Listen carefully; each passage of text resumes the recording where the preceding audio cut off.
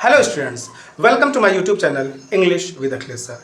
तो आइए आज हम लोग वर्ब का एक बहुत ही इंपॉर्टेंट पार्ट जो रह गया था उसके बारे में सीखते हैं, जिसे हम लोग कहते हैं मार्जिनल ऑक्सिलरी वर्ब। ओके, लेकिन मार्जिनल ऑक्सिलरी वर्ब को सीखने के पहले हम थोड़ा बैक में चलते हैं। कहाँ चलते हैं? देखिए, हम बात करते हैं ऑक्सिलरी वर्ब की। तो ऑक्सिलरी वर्ब में हम लोगों ने क्या क्या सीख लिया है? प्राइमरी ऑक्सिलरी वर्ब सीख लिया है, मॉडल्स या मॉडल ऑक्सिलरी वर्ब सीख लिया है, और आज हम लोग सीखने जा रहे हैं मार्जिनल ऑक्सिलरी वर्ब। ओके, तो अच्छा आप लोग रिपीट करके बताइए कि प्राइमरी ऑक्सिलरी में हम लोगों ने क्या सीखा था, है ना? तो प्राइमरी ऑक्सिलरी में हम लोगों ने सीखा था बी, डू और हैव। तो बी से क्या क्या बने थे बता दीजिए। बी के अंतर्गत क्या क्या आते थे? इज, एम, आर, वॉज, वर। और डू के अंतर्गत डू, डज और डिड। और हैव के अंतर्गत हैज, हैव, हैड। ओके, तो बी का यूज हम लोग कभी कभी वर्ब, मेन वर्ब के रूप में भी करते हैं, यानी बी स्वयं आ जाता है ना? और क्या सिखाया था मैंने? अच्छा, इसका पैसिव वॉइस में भी यूज हम लोग कैसे करते हैं? आईएनजी फॉर्म में, बीइंग। ओके, समझ में आया? और थर्ड फॉर्म बी का क्या होता है? Been, B double E N. तो ये सारे के सारे वर्ड्स जो आप सीखे हैं वो सब किसके बारे में है? प्राइमरी ऑक्सिलरी वर्ब के बारे में है। बाकी बात अगर किया जाए कि जो मॉडल ऑक्सिलरी वर्ब होते हैं तो वो कितने होते हैं? तो मॉडल ऑक्सिलरी वर्ब 13 होते हैं। There are 13 modal auxiliary verbs. Okay, वो 13 कौन कौन से होते हैं वो आपको हमने अच्छे से पढ़ा दिया है। क्या क्या बताया था? जो मॉडल्स हैं वो क्या क्या बताया था, याद करिए। विल, शैल, विल और शैल। तो विल का पास्ट क्या होता है? वुड। शैल का पास्ट क्या होता है? शुड। तो विल और शैल की स्टडी हम लोग टेंस में भी करेंगे, है ना? वैसे इसका मीन्स क्या होता है? गा, गी, गे। I will play, I will dance.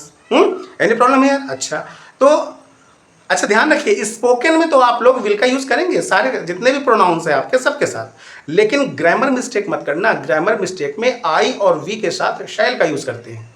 Okay, आई और वी के साथ शैल का यूज करते हैं, बाकी सभी के साथ किसका यूज करेंगे? आप विल का यूज करेंगे। ओके, तो क्या क्या हो गए? जो मॉडल्स हैं उसमें पहले विल हो गया, फिर विल का पास्ट वुड हो गया, शैल का पास्ट शुड हो गया। तो 4 ये हो गए आपके। उसके बाद ध्यान दीजिए आप, मे का पास्ट क्या होता है? माइट। कैन का पास्ट क्या होता है? कुड। तो क्या क्या हो गया? जी हाँ, बोलिए बोलिए, क्या क्या हो गया? Will, would, shall, should, can, could, may, might. ये कितने हो गए आपके? ये हो गए 8, है ना? 8 हो गए ना? और उसके बाद क्या बचे? 2 में बचे आपके मस्ट और आर्ट टू। ओके, मस्ट और टू। तो देयर आर 10 मॉडल्स। ओके, अच्छा 3 और हैं आपका जिसके बारे में आज हम लोग जानेंगे। नीड, डेयर और यूज टू। ये भी मॉडल्स में ही आते हैं। ओके, तो मॉडल्स अगर इनको ऐड कर लिया जाए तो मॉडल्स कितने हो गए? 13 हो गए। लेकिन इन तीनों वर्ड्स की हरकतें ऐसी थी जिन्हें हम लोगों ने मॉडल से बाहर करके क्या बना दिया?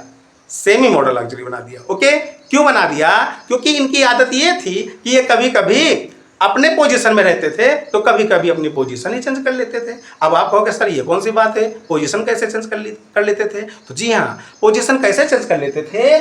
ये पोजीशन इस तरीके से चेंज करते थे कि ये कभी कभी मेन वर्ब का काम करते थे तो कभी कभी हेल्पिंग वर्ब का काम करते थे।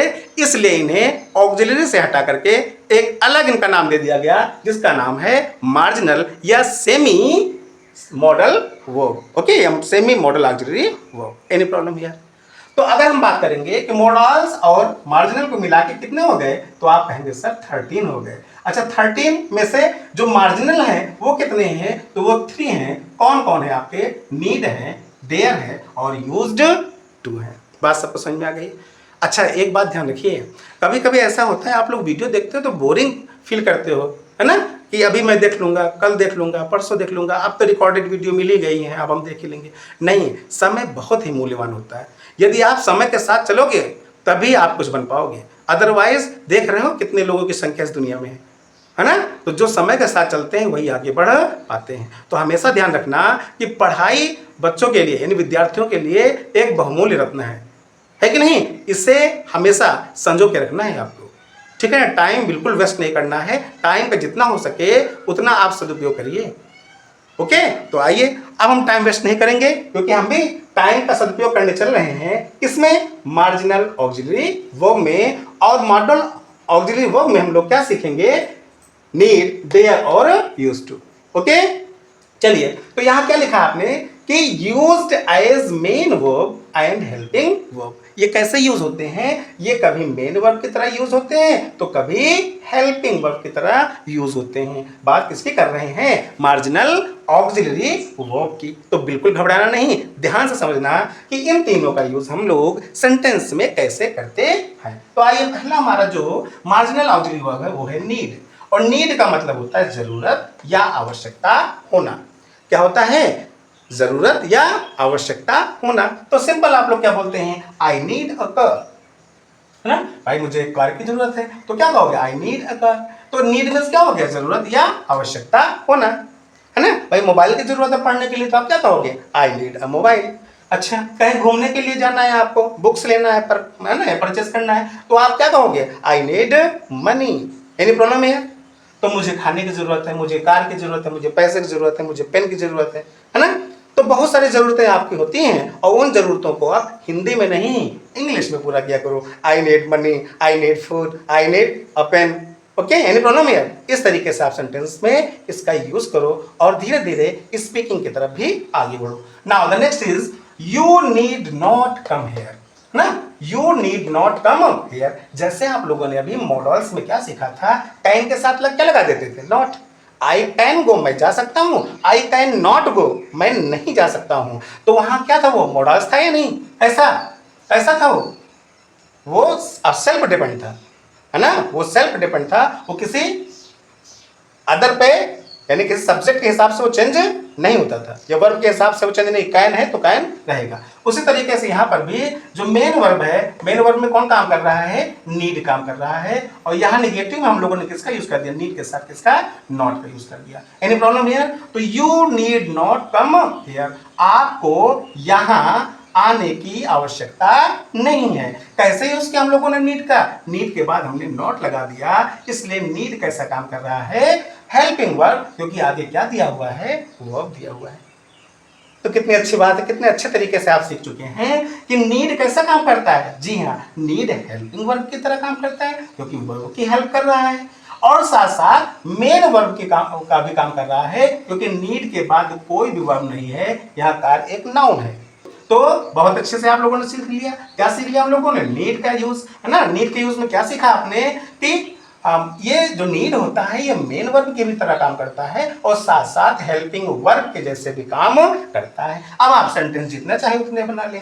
Okay, I need not come here, I need not go there, I need not read a book, I need not speak Hindi. Any problem है? ठीक है, चलिए अब आगे हम चलते हैं किस तरह? डेयर की तरह। और डेयर मीन्स क्या होता है? देखिए ध्यान से, DARE। डेयर का मतलब होता है हिम्मत करना, या हिम्मत को हम लोग क्या बोलते हैं? साहस करना, या किसी को चुनौती देने के सेंस में हम लोग किसका यूज करते हैं? डेयर का यूज करते हैं।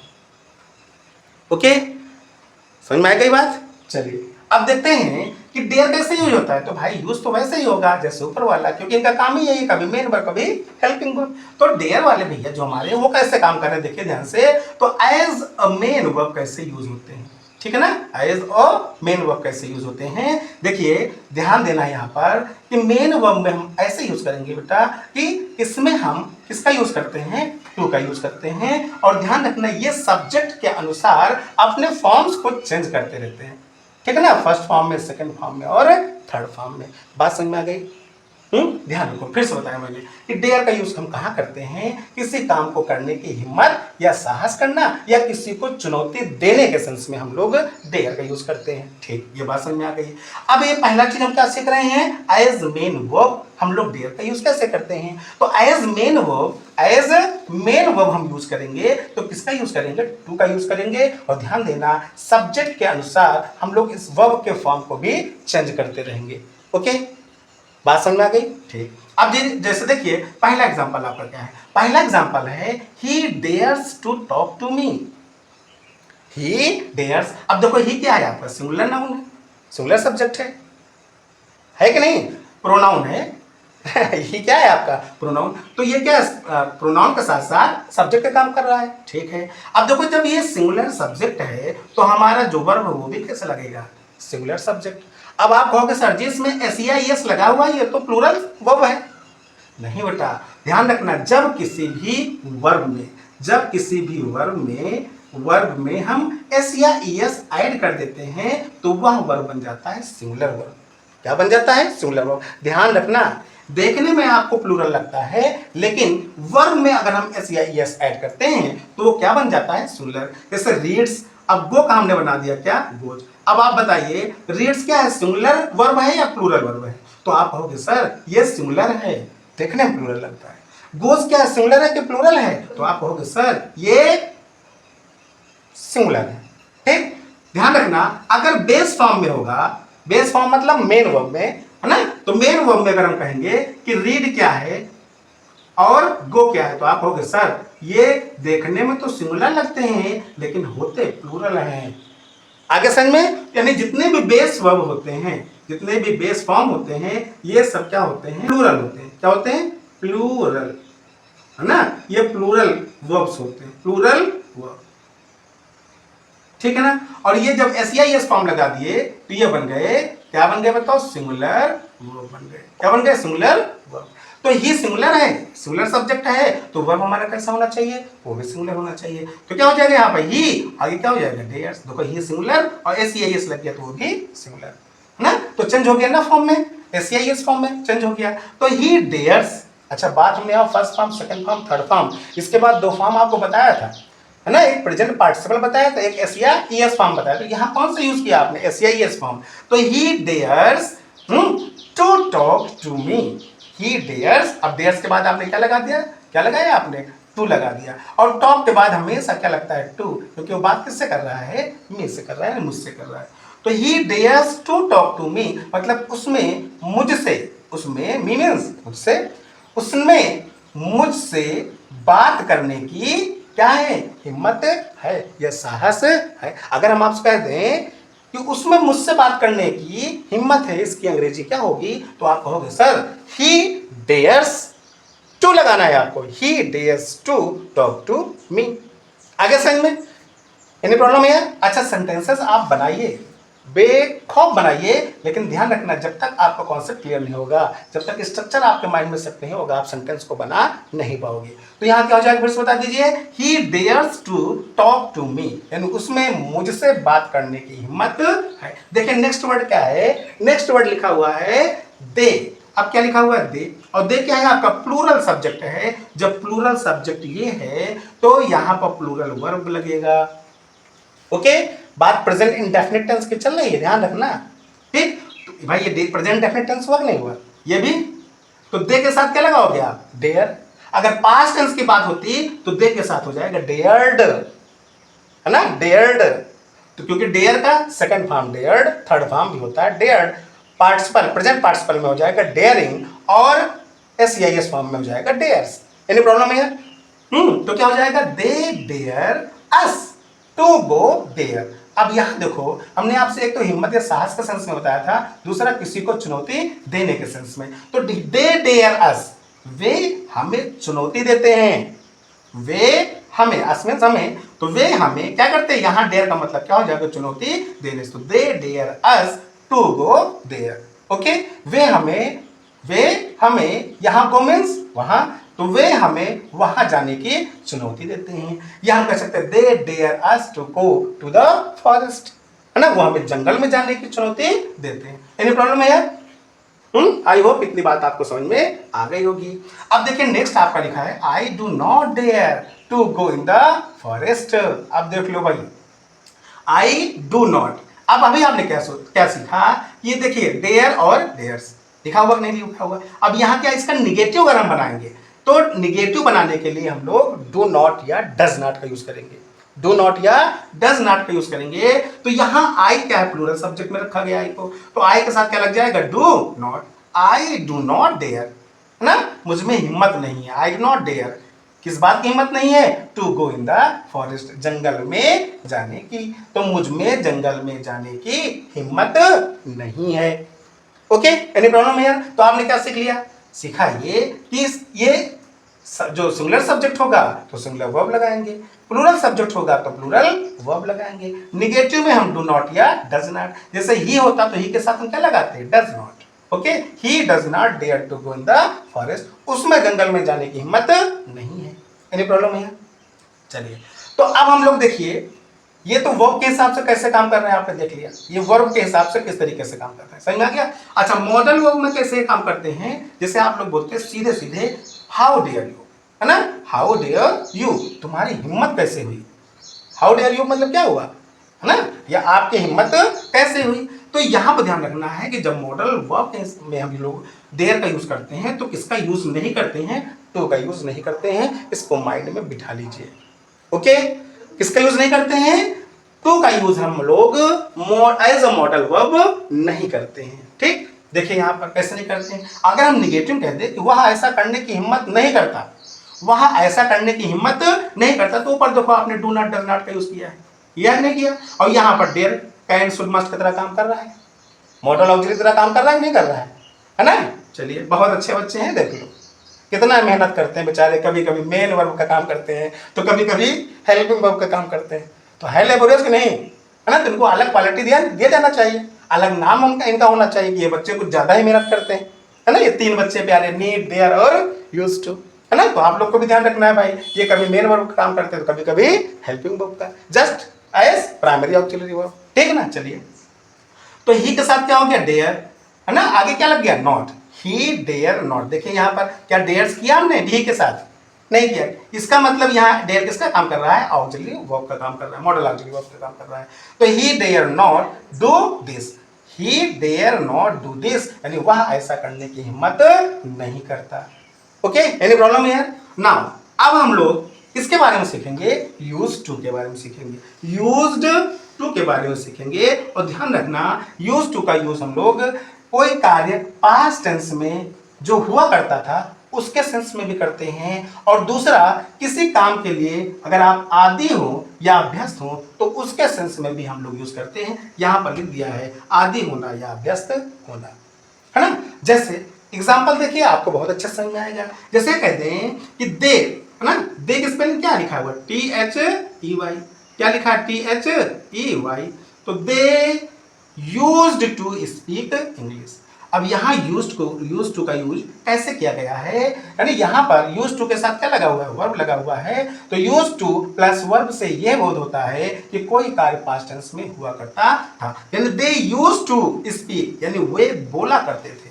क्या बोला करते थे, इंग्लिश, वे अंग्रेजी बोला करते थे, बात समझ में करते थे, ठीक है ना। पास्ट टेंस में वे अंग्रेजी बोला करते थे, लेकिन अब नहीं, है ना। Earlier they used to speak English but no longer now, है ना, ऐसे आप यूज कर सकते हैं, है ना। ठीक, एनी प्रॉब्लम है। अच्छा, दूसरा एग्जांपल भी इसी का ही है, ही के साथ क्या लग गया, यूज टू लिव। देखिए यूज टू के साथ वर्ब आ गया इन यूपी, इसका मतलब वह यूपी में रहा करता था, वह यूपी में रहा करता था। ठीक, तो पहला यूज हमने कैसे कर लिया, पहला यूज हमने यूज टू के साथ वर्ब लगा करके, और इसका जो बोध हो रहा है किसका, कोई कार्य पास्ट टेंस में हुआ करता था। अच्छा, अब सेकंड देखिए आप, सेकंड में ये दोनों तो हो गए आपका। अब यूज टू का प्रयोग आदि होना या अभ्यस्त होना के रूप में भी होता है। जैसे he is used to hard life, है ना, ही इज यूज्ड टू। और ध्यान रखना, इसमें हम लोग is am are was verb का भी यूज करते हैं, तो वह कठिन मेहनत का आदि है ना। He is used to hard work, या हम कह सकते हैं they are used to spicy food, यानी वे, स्पाइसी फूड का मतलब आप लोग समझते हैं मसालेदार भोजन, है ना। तो वह वे मसालेदार भोजन के क्या हैं, आदि हैं, वे मसालेदार भोजन के आदि हैं, ठीक है ना। एनी प्रॉब्लम है। तो हम लोगों ने डेयर को अच्छे से समझने की कोशिश की है। Now I want to tell to you all that it is very important to know about the basic thing which is very important for the spoken. Okay, so from here we just start how to speak in English, okay, with the help of primary auxiliary, modal auxiliary and also marginal auxiliary.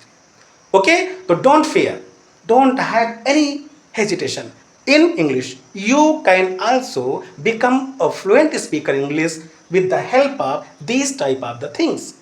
Okay, so just you are to read seriously these things and just try to understand in which condition we ought to use primary auxiliary verb, modal auxiliary verb, or marginal auxiliary verb.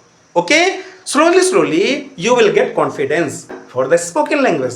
So don't worry about that one thing. Just carry on your study and just make your fixed time table. Okay जब भी आपको पढ़ना हो, recorded video आपके पास अभी हम दे रहे हैं, आप लोग इसका यूज अच्छे से करिए और ध्यान से समझिए और अपनी पढ़ाई को बेहतरीन बनाइए। ठीक है, यदि हमारी वीडियो आपको पसंद आई हो तो नीचे एक कमेंट बॉक्स में I like your video, thank you sir, जो कुछ भी आपके समझ में आए, नहीं आ रहा है वो भी आप नीचे लिखा करो कि सर ये चीज़ कम समझ में आई, आप फिर से बताने का प्रयास करें, तो हम फिर से उसको आपको नेक्स्ट वीडियो में समझाते हुए आगे बढ़ने का प्रयास करेंगे। तो वीडियो समझ में अगर आई हो तो नीचे एक लाइक जरूर करना, ओके, और साथ में अपने दोस्तों को शेयर करना और सब्सक्राइब भी करवाते रहना। Okay, thanks for watching this video.